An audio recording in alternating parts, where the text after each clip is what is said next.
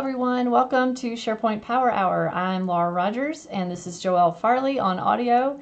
And Power Hour is our show that we do every Wednesday, having to do with SharePoint, Office 365, everything out of the box. And today's topic is going to be Microsoft Flow. They made a lot of big announcements in this past week about things that they added to it.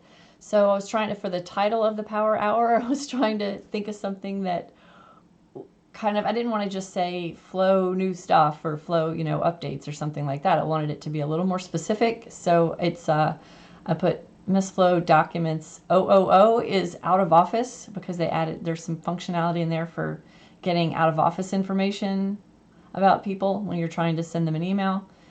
And so we're going to talk about mostly the new document properties and the way they updated some of the SharePoint actions in Flow. So let's go ahead and get right to it. I'll share my screen.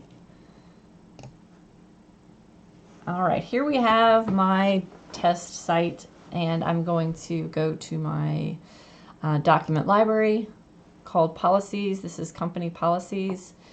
And I can, of course, I can open policies. There's a new little interface, by the way, for when you open files in your Office web apps. But this file, clearly I have it pinned to the top, so you can see I can select things and pin things and etc. But what I want to focus on today is doing a workflow that incorporates some of this metadata you see. So you can see here that we have like a policy date, we have a policy owner, we have some keywords. I don't think the manage metadata is going to be in there yet, but basically before all you had was the just the file itself and like the name of the file, and for a library you couldn't just get all the metadata or do anything with it. So you could with a list, but you couldn't with a library. So this is going to open up a lot of possibilities now. I put a link in the chat window for you guys to read the official post from Microsoft, Chris McNulty, about that. And just real quick, I have this Slack channel. In the description of this Power Hour in YouTube, there is a link to get to the Slack channel and a link to fill out the form to join it for the first time if you haven't joined yet. And Slack is just the technology that we use to have this conversation throughout Power Hour, and it's a lot of fun. That's the fun part about having it live, is that I like to get you guys feedback and we can have discussions and things as we go. So what we're going to do first is company policies is something that I do in demos all the time. It is a concept that pretty much everybody is familiar with. Every company has company policies. So we're going to use this as our example to build a workflow that actually does something with some of this metadata. And we're going to probably push it to the limit.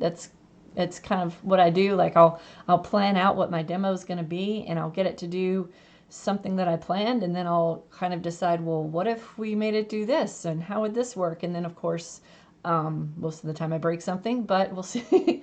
We'll see what happens. Joelle, have you played around with Flow any? Mostly demo and trying stuff out, or?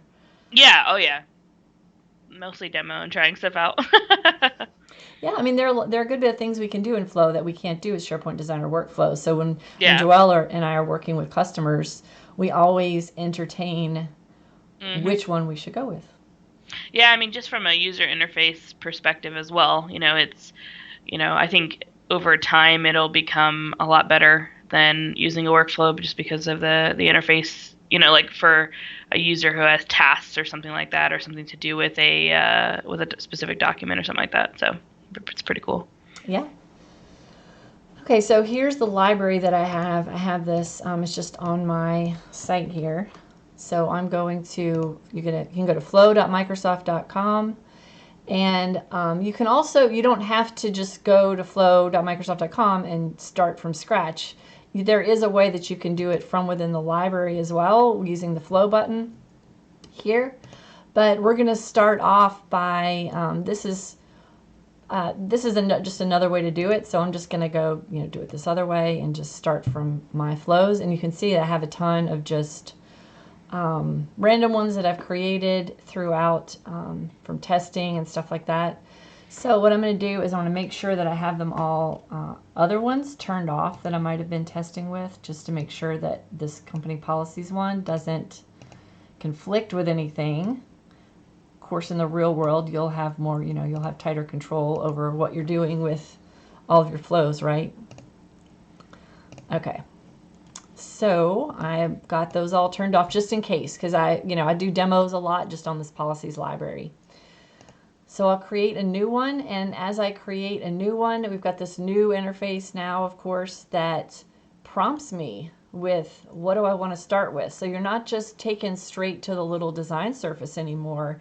It's actually very user-friendly right here and very helpful to kind of prompt you with some common things that you might want to do when you create a new flow. Or I can, so I can start with one of these popular triggers. I can search hundreds of triggers and connectors. I'm just going to go to the search, and that's going to bring me to this interface that I'm used to. I give my flow a name. I'm going to call it policy approval. And I'm going to use SharePoint.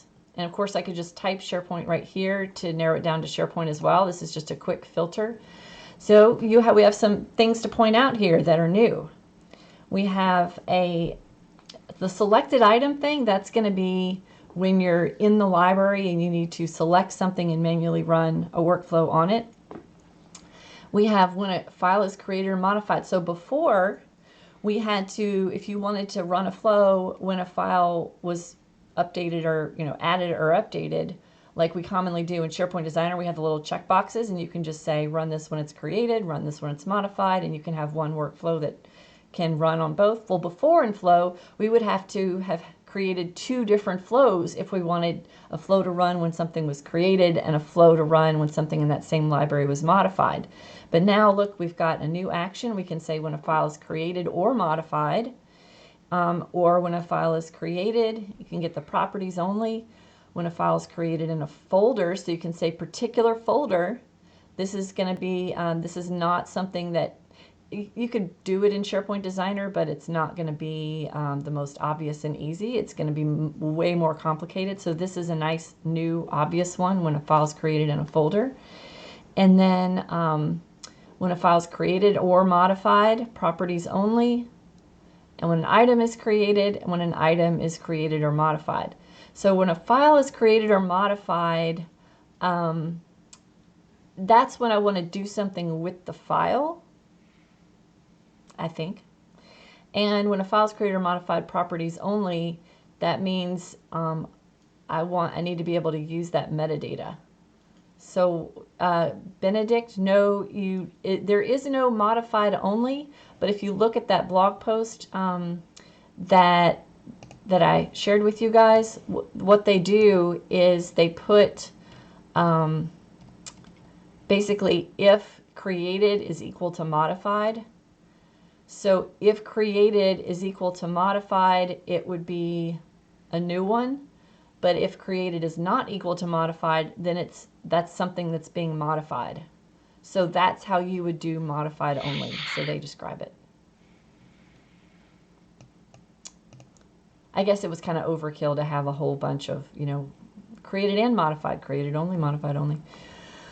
Okay, so we're going to go ahead and do when a file is created properties only for this one for my company policies. And I'll go to my root site here. And as soon as you pick a site, you have which library do you want to pick. I've got my company policies here.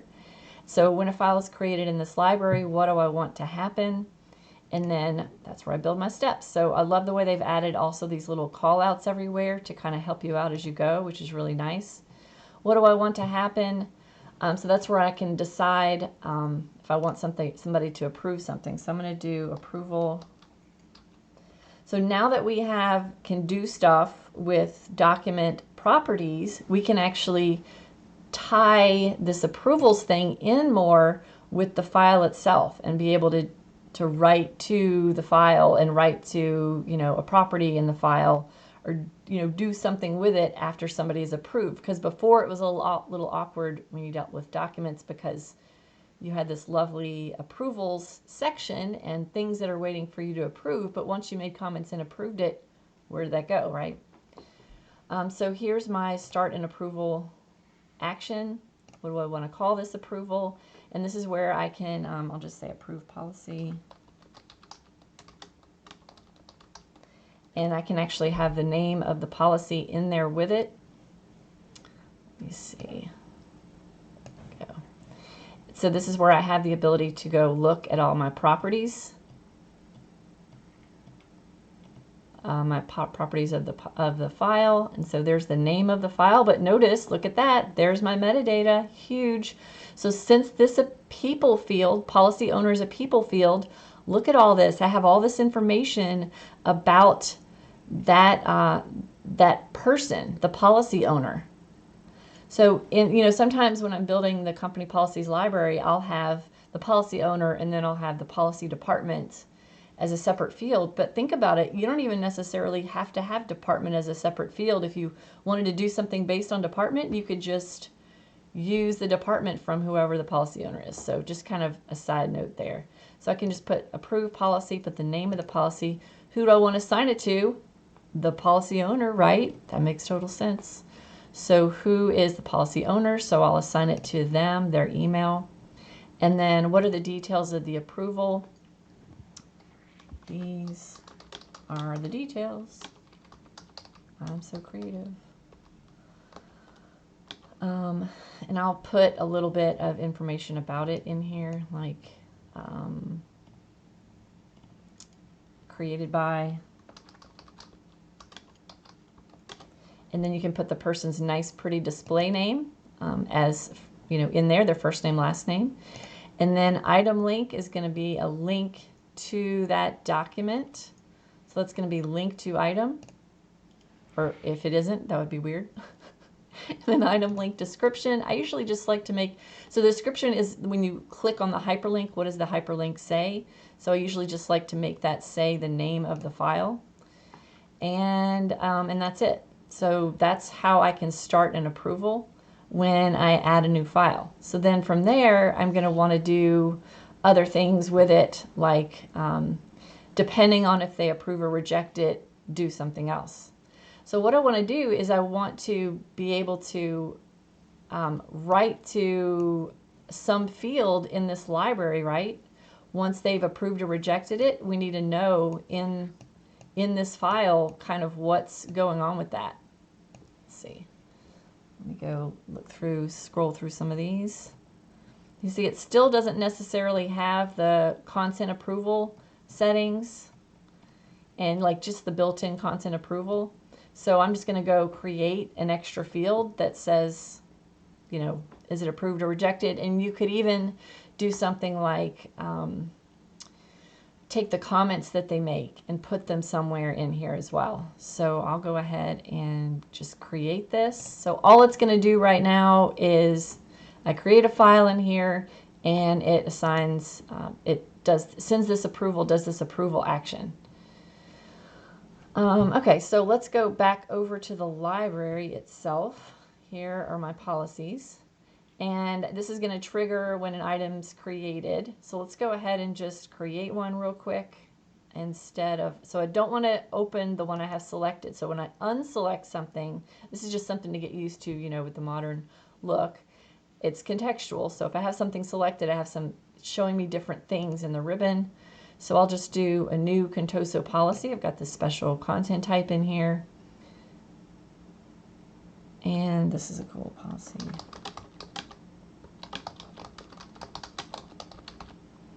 What's a policy that I can create, Joelle? HR policy. Sure. Okay. Because you have, let's see. Yeah. So I can rename it just right up here. If you guys didn't know, that's just a nice little tip. I can just call it HR test policy. All right, so there's my HR test policy. So I just created it. So now this is, oh, look at this. This is new. Oh my gosh, Joelle, this is huge. Look at this right here. It's got the name of the library up here.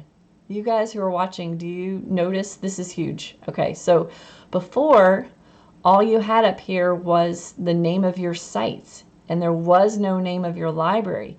So you click the name of your site, and it would take you to the library, but it wasn't obvious that that's what you had to click. This is huge. We're gonna have to go like update some of our training videos. So Joel's like, oh, goody. So that's how I can get back to the policies. I love it when I discover new things live on Power Hour. It's fun. Makes it interesting. My view here is not necessarily showing the newest one on top. Let me go ahead and just refresh my view. I'm going to actually, I'm going to unselect this thing. My dress code policy. I don't want to pin that. I'm going to unpin that.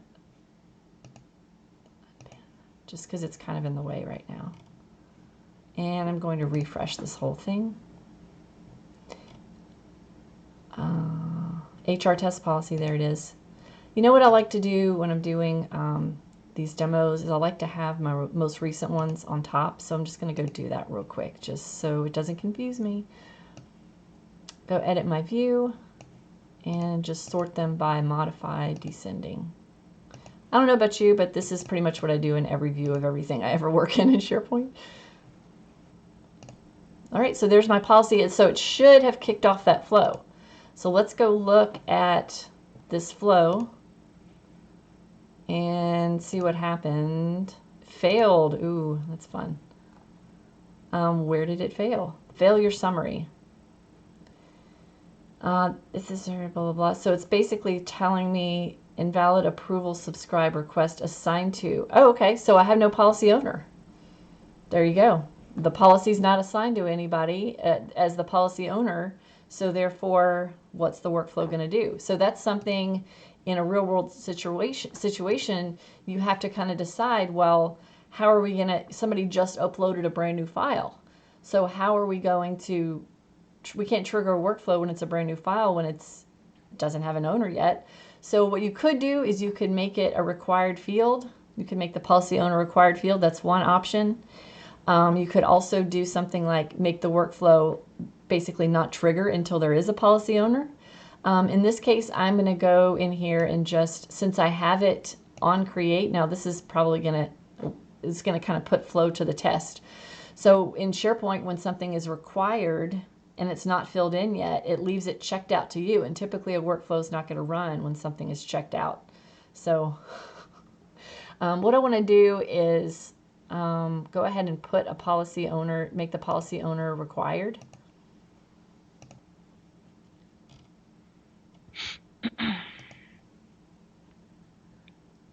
There we go.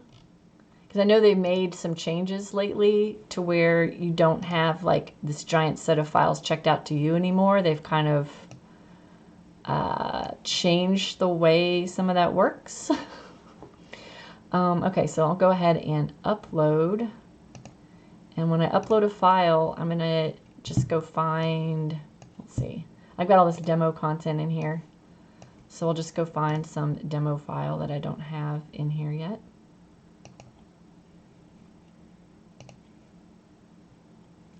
It should, okay, look at that. So this file is missing required information. The trick is going to be, did the flow try and run without a policy owner in it? No, that's an external user. Let's see. There we go. That was my external user, Laura Rogers. Okay, so I was telling you about me doing tricky things to flow and then breaking it and doing all that live. Well, this kind of thing that I accidentally did is kind of one of those things because let's just go see if the flow ran after I filled in a policy owner, but I'll be surprised. Let's go click on it. Hello, yeah, so it looks like those guys in the chat window kind of liked that. Yeah, so I'm getting the same error basically. It's missing the assigned to because now Microsoft changed the way that whole check-in thing works, so it's not automatically checked out to you when it's missing a required field. So that's good and bad. So for something like this where you can't have it so you just can't build a workflow so that it's supposed to go to that person when the file is new, because that just doesn't make any logical sense. All right, so what I'm going to do is I'm going to do this when something is changed. And of course, when I first created this flow, I made it so that it only runs when something is created. So I'll just go do another one real quick. Create from blank, scroll to the bottom, and start from scratch. So policy modified.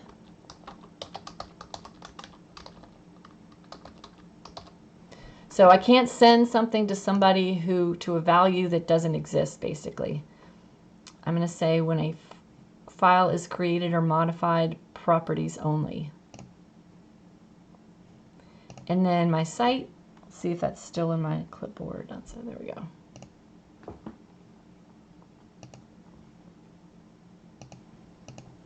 Policies.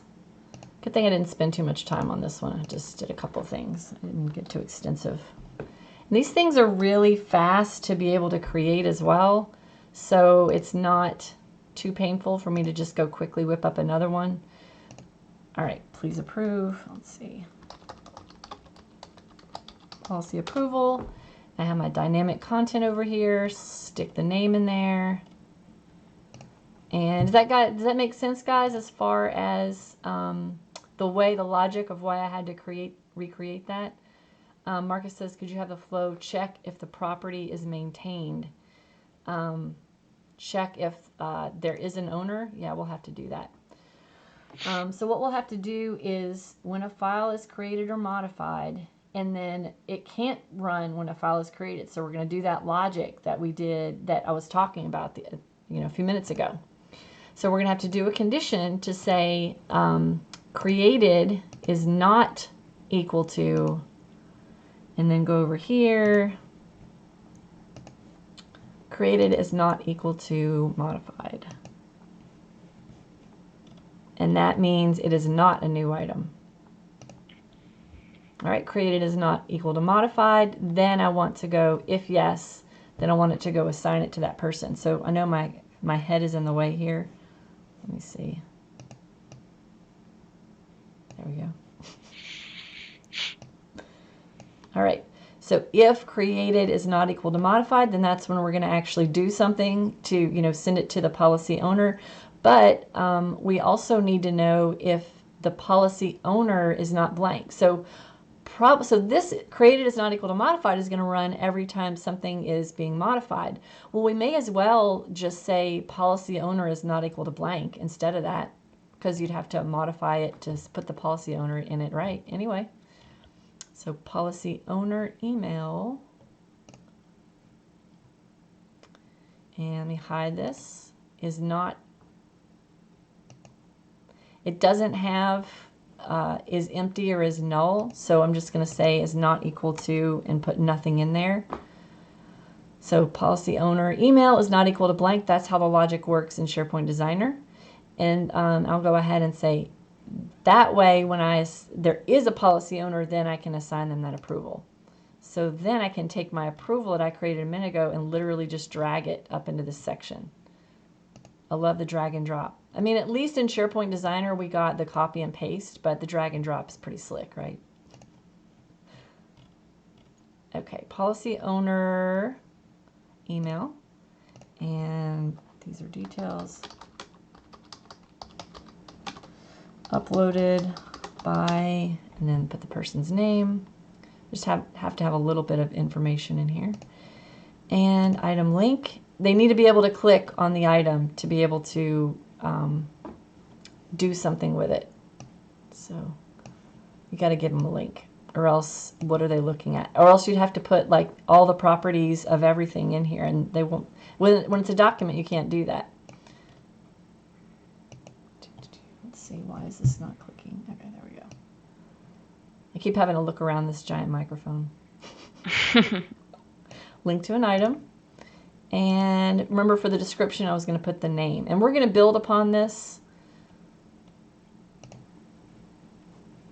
And if this policy owner thing doesn't work, I might just do a workaround and just stick my name in it and work around it, and then go back and revisit it, because that's something we need to know, right? That's something we need to figure out how it works, because if, how would you know if something is null if that condition, that I just created doesn't work? So now policy modified.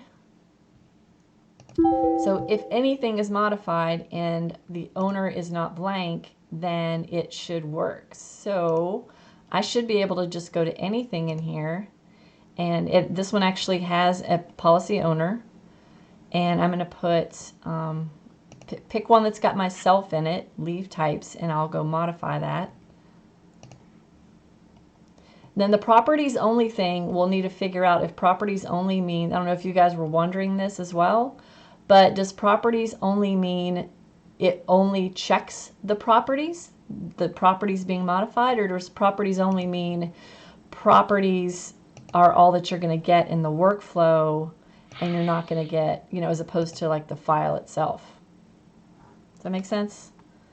Which one would you assume that properties only would mean in that action, Joelle? Yeah, I'm not sure. Yeah, because the trigger itself in Flow would just say created or modified properties only. So does that mean, yeah, if it's properties only were modified, then why would you want to create a different workflow if the file was modified versus the properties being modified? That doesn't make yeah, any sense. it does make sense. So I just edited one, so that should have running. Okay, that's good. So I should have just gotten an email. I think I actually did. Holy cow. I got an email. All right. So here is pending approval, Microsoft Flow, pending approval. We did discover, Joelle, right, that these can't go to external people, because to get to this approvals interface in flow.microsoft.com, you are logging in with your O365 credentials. So you can't have an external user do these policy approvals, because they wouldn't have a way to get to the interface. So just FYI.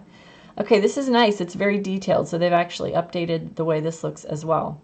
Pending approval requested by, date submitted. Now, when I type the details in, I put, my name here, whoever uploaded the file, but that's actually already going to be in this default verbiage. So it's giving me a link. This link is very awkward. So remember when I said link to item, that must be the link. That's got to be the right thing, right? Well, that doesn't look right. See, because it's all wonky. Yeah. Okay. So we'll have to figure out why link to item is not the link to the item. So I'm just going to pretend I clicked on this and approved it. I'll clicked on this and I liked it, and I'll click approve. Oh, this is so slick. Look at this. Do you see what I'm seeing here? This is huge. This is in the email, Joelle. Cool. I can't see it yet, but yeah. Okay. Okay. I am in the email that I got to telling me to approve this, and when I click approve, oh wow, it brings up a comment box in the email. OMG, awesome. This is huge. I'm such a nerd, but I love this. Okay. That's awesome. Okay, so it doesn't take them to that approvals interface anymore. That is very interesting. Before I click submit, I'm going to go log in and go look at the approvals thing. All right, so here's that's not one of them, is it? Policy approval leave types. Yeah, that's the one right here. Yeah, August 30th. Okay. So this is the one. So I could go here and see look at the exact same thing here. The link actually looks correct over here. And see approve and reject, and it will give me comments. So I could go here as my interface to approve it, but that's huge that I can just go approve it in the email. Yeah, everybody seems to like that. Thanks, Microsoft. All right, where did I do with that email? Okay, there it is. Wow, this is so cool. Submit. So that'll be an interesting test to see if that will actually go out to somebody that's external and work with somebody that's external, since it's not making them go to the approvals section anymore, you know. Now the email itself live tells me that this was approved. That is very exciting. So this is just some old stuff that I was doing down here. Okay, so now when I look at this email, does it have the link to the actual approval? It's so when you're in the Flow app, by the way, you do have an approval section, so you'll see them in there. I was just looking to see if this is not going to take me straight to that approval section from the email, I don't believe. All right, that is really neat. Okay, so let's go add on to our workflow. I'm so excited. I'm such a nerd. Joelle knows this. Every now and then when we're working on something together and I figure something out, I'm just like, I am here. Oh my God, oh my God, oh my God. It's exciting, man. Yeah. Marcus says, wondering if it only needs an email or a real AAD account to assign the task. Well, yeah, that's a really good question, because it's not really a task though. So it's kind of a task in a way. Let's go modify this. And I might go put an external person on the next one that I do and see what happens. So policy owner, if yes, start an approval. And then we need to do something with the information that we're collecting about, you know, whether they approve it or not. So I'm going to try something. I doubt this is going to work. Let me go over here. For now, I'm just going to create, I'm not going to worry about the content approval. I'm assuming, I don't think that works. I don't think the built-in content approval or the built-in two-stage publishing is integrated with Flow yet. So what I'm going to do just on the fly is I'm going to create a column that says like status to say approved, and I'm going to create a column that's going to have whatever comments that they make. So single, I mean, it could be a single line of text. I'll make it a choice. Hey, Laura, somebody mentioned that your screen is cut off, but it hasn't really affected anything that you're showing, but it is kind of just like in that... I had it halfway across. Okay, all right. Because of my face being in the way, but is that better? I think I just changed it, so we'll see in a few seconds if that helps. You may also notice that the create a column thing, that interface is new as well. So I'm going to call this approval stage. And I'm going to put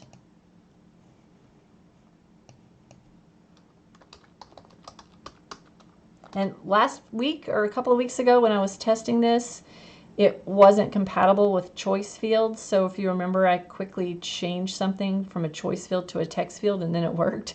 So this might be one of those cases, but I'll just do approve, rejected, pending, and then I want the default to be pending. Oh, look, there's drop-down box now for the default value, so you have to pick something out of here. That's awesome. Just clicked more options. I'm just curious. Oh yeah, it's all just modern now.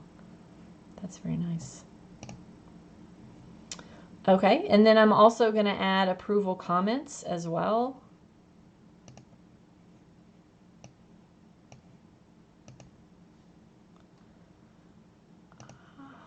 I hate multiple line of text fields. They're such a mess. Okay.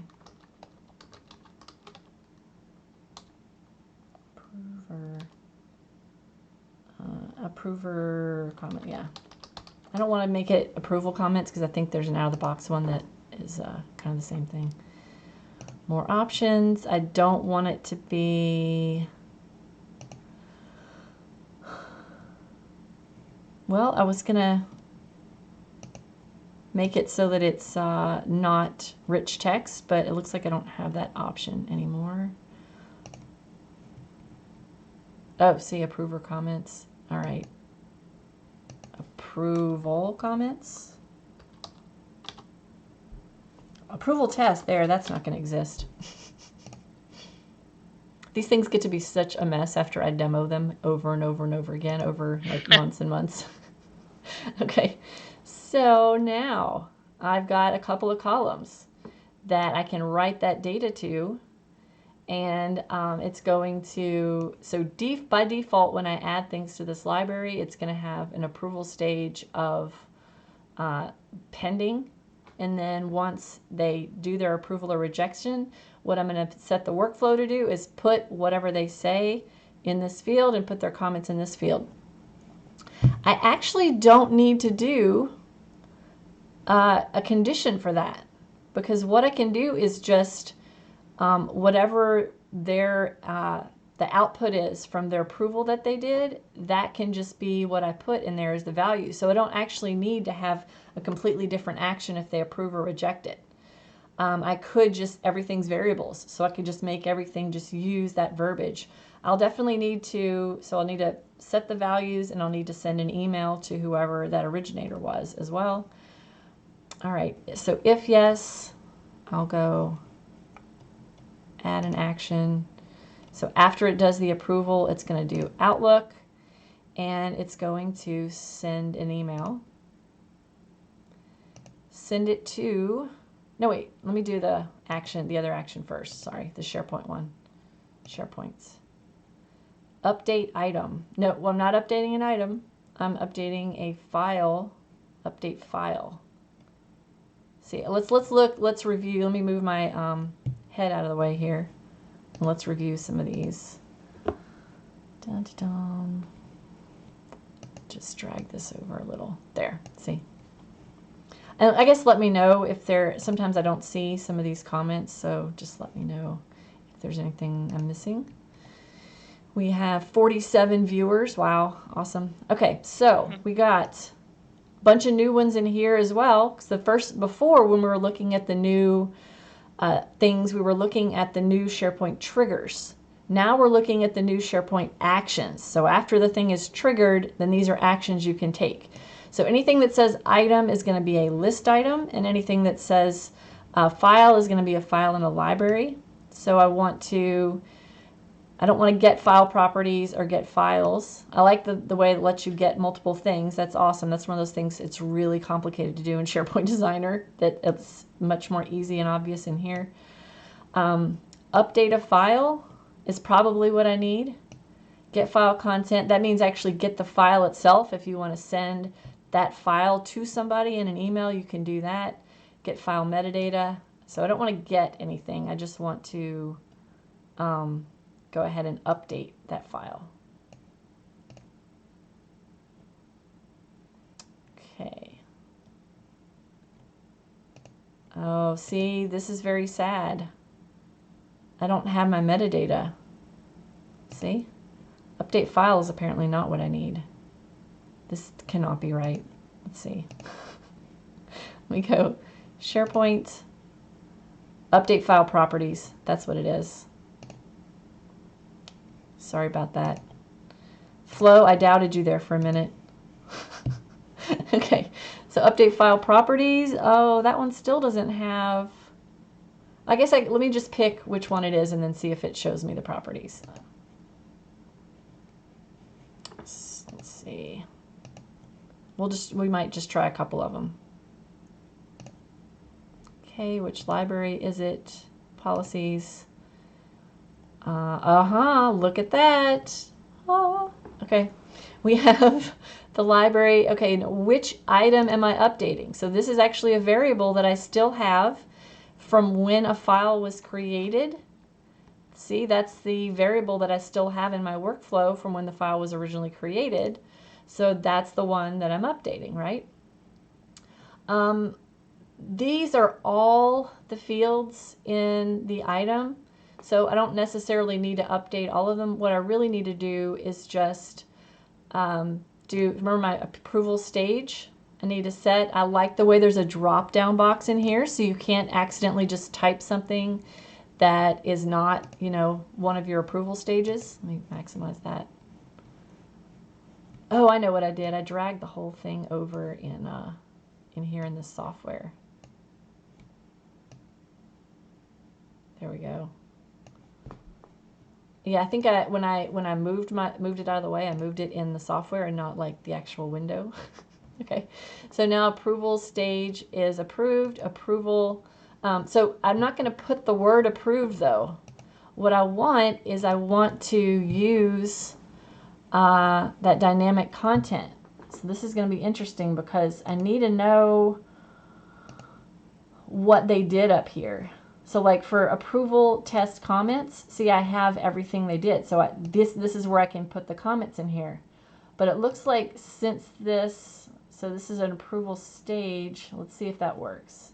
So it really should just be what their response is, approve or reject, and put that in here. So that looks like that's going to work. I was sketchy there for a minute. So I don't need to change the policy date or anything like that. I don't need to change what the content type is. So I'll go ahead and once they do whatever their response is, it's just going to put their response and their comments in the actual document. That way we don't have to have a task. That's one of those things that's always driven me crazy about tasks, is then you've got all these comments and stuff kind of floating around everywhere. Then I can send an email to whoever created the original item. And not the created date, the created by. And file has, let's see, policy has been, and then just whatever the approval or rejection result was. So that's going to be, it's color coded. It's going to be the light blue down here. The response policy is going to say approved or rejected. And then your policy has been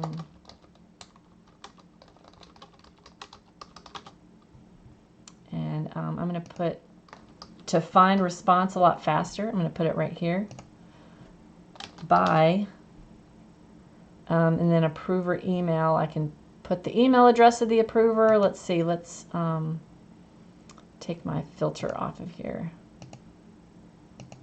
By, what if I don't want their email? I want their name. There we go. Your policy has been blank by so-and-so, and then a link to the item to approve. I'll put that here. And also, so remember when I went to the approval interface, the link to the item looked correct. But when I was in the email itself, the link to the item didn't look correct, and that was this link to item. So I'm going to double check one more time to see if there's some other way I can create that link to the item. But I just don't think that email is, just the way it was structured, it looked very odd. Link to item, name. Yeah, I don't see anything else besides link to item that would take me to that thing. You could do like a folder path in combination with the name of the file. Maybe that would do it, but you would think link to item would be the right way to do it. So I'm just going to leave that, and I'm just going to say update flow. And then I'll go ahead and run one. Do you like this? You guys like this so far? Is this helpful? Fill in a lot of gaps for you?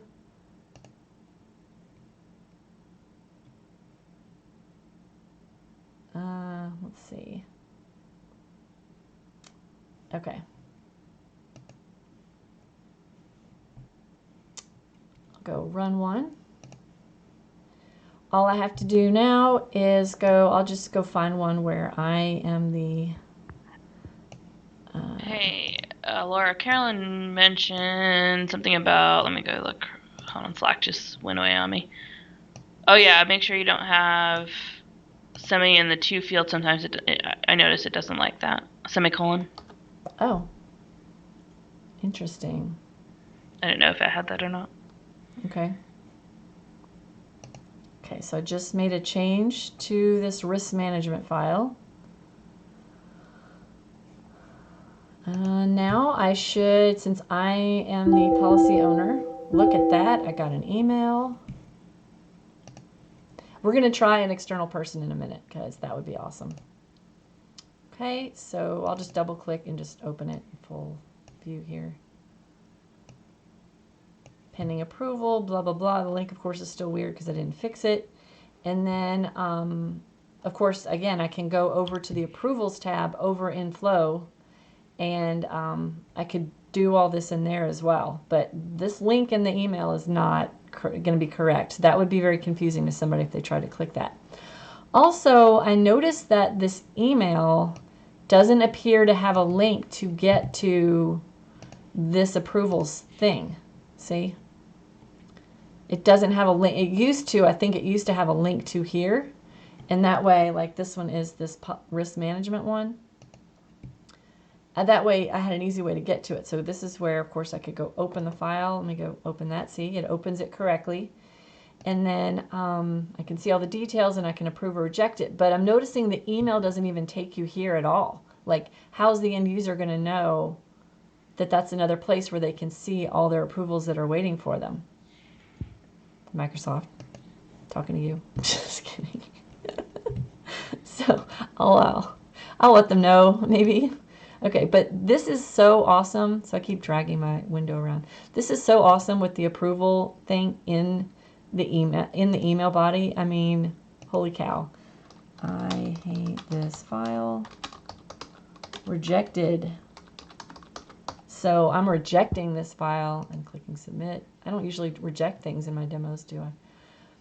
All right, so it immediately does it, rejects it, and I can see the changes in my email. I'm not sure off the top of my head if this does the same thing in the actual Outlook client software. I would be impressed. All right. Oh, policy has been reject. So my verbiage is just not going to be the best for the way I worded that subject line. Because the word that they select is going to say approve or reject. So I would just have to change, the verbiage of how that subject line is worded, because policy has been reject. It just doesn't sound right. All right, policy has been rejected. Your policy has been reject by Laura Rogers. And then this link is kind of broken up. This doesn't really work right either. So I'll probably have to make that email be an HTML email and construct the way I want that link to look. You can't just throw the link to item just in the email body like I did. That all makes sense though.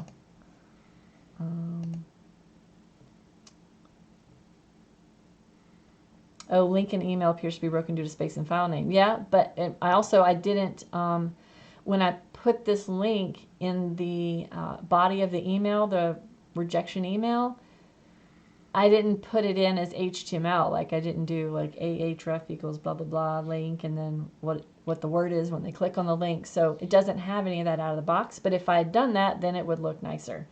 So we're going to try a couple more things. We're going to go in here and make one. I'm going to try and make one as HTML, because without spaces, yes, it would work. But people put spaces in their file names, so that's not really a good test. Everyone puts spaces in their file names. I'll go ahead and go to my flows and go to policy modified approval, go edit it, and change a couple of things. Oh, we didn't go look at the file properties. Let's go look at that real quick. Go back to my policies. I love that little breadcrumb trail. That's huge. And let's see, moment of truth to see if that worked.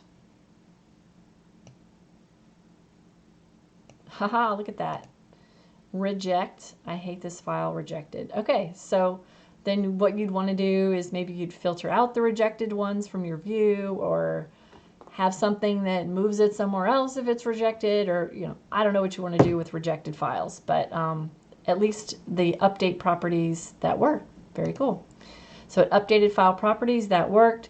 So what we're going to do next is in the send an email, we're going to make this so that it's a more useful hyperlink. And what I can do is I can turn on is HTML, and I can change that to yes. And that is in my email, like little advanced properties. I could, if I wanted to, actually put the file as in the email. So think about that with like maybe dealing with people outside of your company. So I'm going to edit the body here, and I'm going to put, I'm not a dev, but I know how to do URLs. Okay, let's do, let's see. Link to, see there's a link to item that's from the actual item in the library from the file was created, you know, all the metadata from the file. And then this one is the item link, which is the link to the item to approve. So I'm going to try using just the one from the created, not the update file properties. You got to really pay attention to what section you're in here too. Of course, the update file in this case is the same as the created file. Go link to an item, href equals blah, blah, blah. And then that's the link. And then put the file name to click on.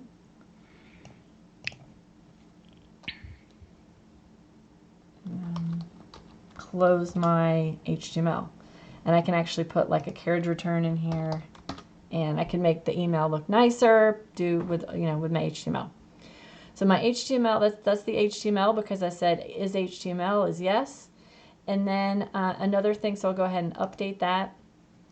I'm going to try this. I'm going to go look at the email. Then the next thing I'm going to do is try an external user and see how that works, if it works at all. Next thing is to go edit another file. And I've got jury duty, which I'm the, let's see if I'm the policy owner. Garth Fort is the policy owner. Vacation. All right, I'll use that one and go just edit something on it. You know, I'm also curious if, since it said properties only, I'm going to go edit the file and make sure that editing the file actually triggers this. So I'll just go open this in Word Online real quick and go edit something.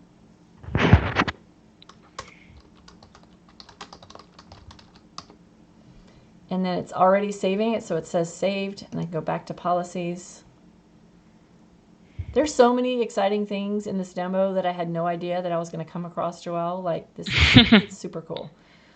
I'm like, I don't know what they're going to announce at Ignite, because I mean, so many new things that are awesome are already in there. It's really, really so many things that made it not useful are just in there now that they're huge. They're small things, but they're huge.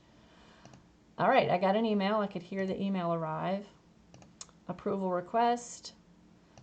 Do I want to approve it or not? Yes. Yep. I like it. And then submit.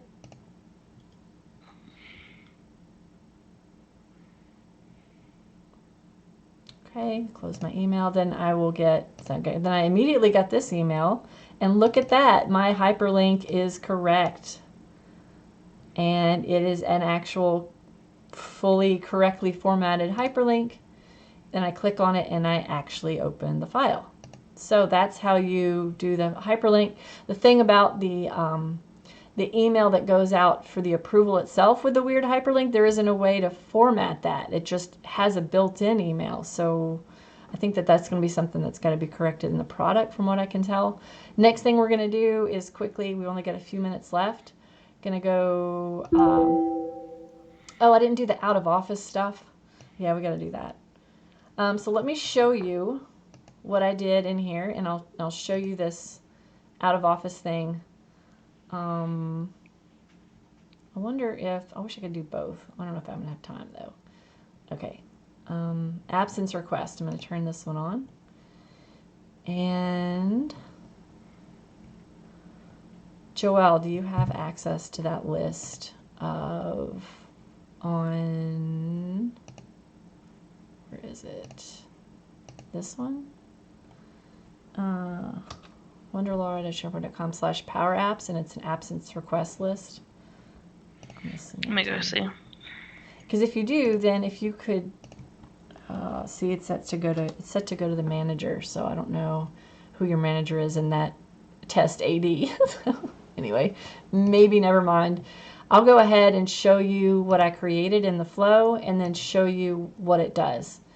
All right, this is this mail tips. So get mail tips for a mailbox is, I didn't mean to click update flow. Get mail tips for a mailbox is a new one. So that's under Outlook. So when I go, if I went to add an action and I filtered it down to Outlook, it's going to be listed in here. See, these are all the things you can do with Outlook. So getting mail tips is just a new one. I'll minimize this a little bit and cancel that. So I added get mail tips for a mailbox, and you just say which mailbox it is. So in this case, I use the get manager action, which is an Office 365 action. It's not an email action. So when you are looking for get manager, it's got the little orange icon. It's Office 365, get manager. And you say, whose manager do you want to get? I want to get the manager of the person whoever created this absence request. And then from the manager, I want to get the mail tips for the manager's email. So then I want to do something if, basically, if there is an out-of-office message or not, do something different. So a couple of times when I ran it, I'll go ahead and show you. This one did not have an out-of-office message.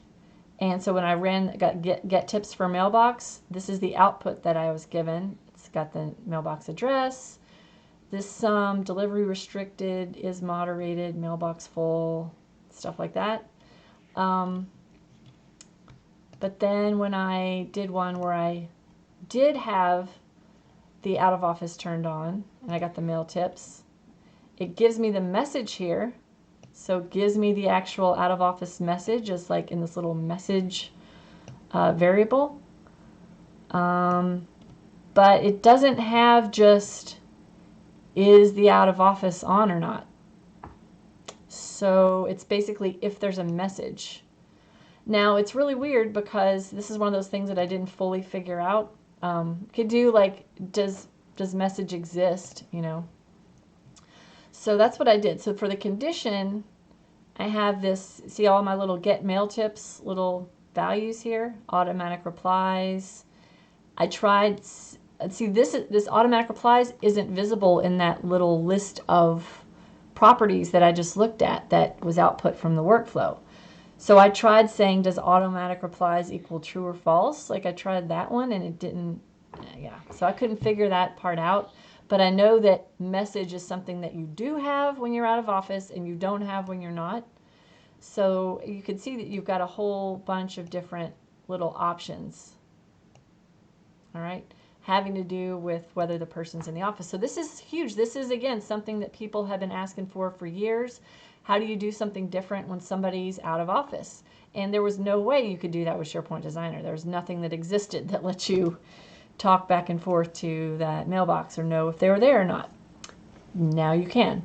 So I made it so that if the message is not blank, so if there is a message, do one thing. If there isn't a message, do another thing. So that's kind of the next thing that I was going to go test. And I'll go update flow. And I did turn on my out of office replies. So I'm going to log in as Billy Bob over here. And Billy Bob is going to go fill out a new absence request. And I am Billy Bob's manager. And I go. It's just a really simple, I don't really have much in here. It's just a test item. So I just created this absence request, and that should trigger a flow. So I logged in as Billy Bob, and it my flow ran successfully. So let me go double check. Look at that, succeeded. All right. Get mail tips. So it does have a message. I am out of office. And the condition was, is the message equal to blank? And I think that's what it was. Let me double check that. Message is not equal to blank. So that's good. So message is not equal to blank was true. It's like reverse logic, right? Message not equal to blank was true. So then I got this email saying the boss is out of the office. So let's see. Boss is out of the office. That is so cool. So you can make your workflow route to somebody else, do something different, let you know when they're out of the office. I'm going to try it one more time with my out of the office turned off, just to double check that that logic is correct. So I'm going to go turn my out of office off real quick. I know that we're out of time. Come on, out of automatic applies. Why aren't you clicking? Somebody said you should consider moving to power day instead of power hour. That's like all day, every day, huh, Joelle? Yeah, for real. I can't click on, yeah, there it is. Okay, I just had to click away from it. And then, okay, don't send automatic applies. Okay, and now Billy Bob's going to go send another one. With my luck, it won't work because it's last second. Billy Bob's going to go fill this out again. Testing. Somebody's asking if they should consider migrating SharePoint Designer workflows to Flow, or is it going to be? Are they going to support? If you can recreate them, if you have all the actions you need that in Flow now, which looks like you have a lot more now, if you can create them, then go for it. But Flow does have a limit on the number of flows run and stuff like that. So go look at all the licensing information about that before you just full force just go change everything to Flow. Okay, so let's go look at that real quick and see if it ran 31 seconds ago. Mail tips, there is no message, and I think it did the same thing. Yeah, that's why I wanted to double check that.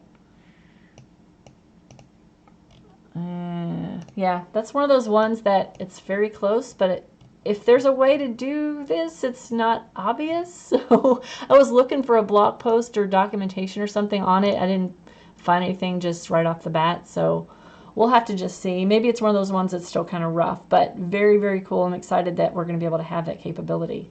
So next week, I am going to be in Stockholm speaking at the Stockholm SharePoint Exchange Forum. It's a SharePoint, it's a conference on a cruise ship. So you guys, if you live in Stockholm, come join me. It's going to be awesome. I have a discount code I'm going to tweet out.